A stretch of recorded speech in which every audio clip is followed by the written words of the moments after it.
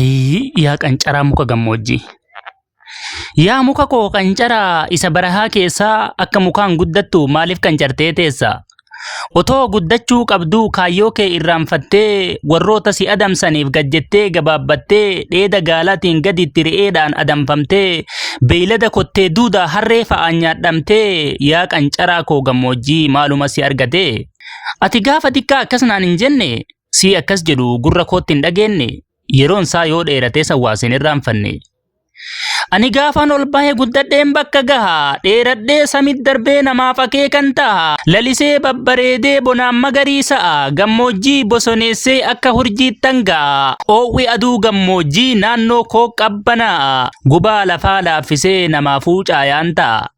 Leenci na jala dabee ilmoosaa guddifata jaldeessuun arraggalee hoomaasaa mul'ifata weenninuu gaaraa dhufee baala kan koo soorata arbi bosonaa dhufee majaasaa na buqqifata waraabessillee yuusee gammachuusaa ibsata godaantotaaf imalaan gaaddisa koo boqota.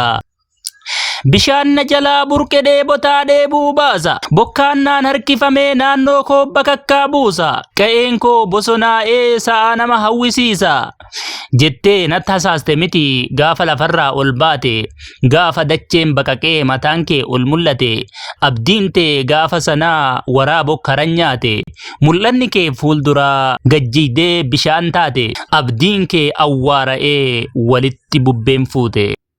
Guddinna karoorfattee gaafa lafaa ol baate roobni lafaa si biqilche citee sirraa dhaabbate oowwi aduu gammoojjii gubaan si gabbaafate guggubaan dachee sanaa lafaa sitti ol dhaabbate biqilni kee dheebotee cabee mataan buufate koolli kan kee coolagee laafee walirrifate lattuun keessaa mul'attus duutee keessa gubatte jirmi kee guyyaa sana oowwinna dhandhamate qaccee matarraa buunan guddinni kee dhaabbate hawwiin kee bara dhibbaa guyyaa sana gubate.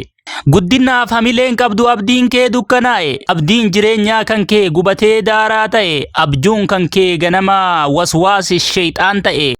Yaa qancaraa muka gammoojjii meessa kan kee seenta guddinaaf abdiin qabdu maal abbaa kan kee taata gabaabinna kee laalee hundinuu si tuffata yoo xiqqaate baala kee ilmaan re'ee soorata bal'inna gaaddisa kee mixiin jalan boqottu guddinna jirma kan kee tiitteen irran qubattu bor guddadhallee jettee waahee sanaan abjattu rabbiin na haa dhageessisu mee waan borati taatu qancaraa muka gammoojjii.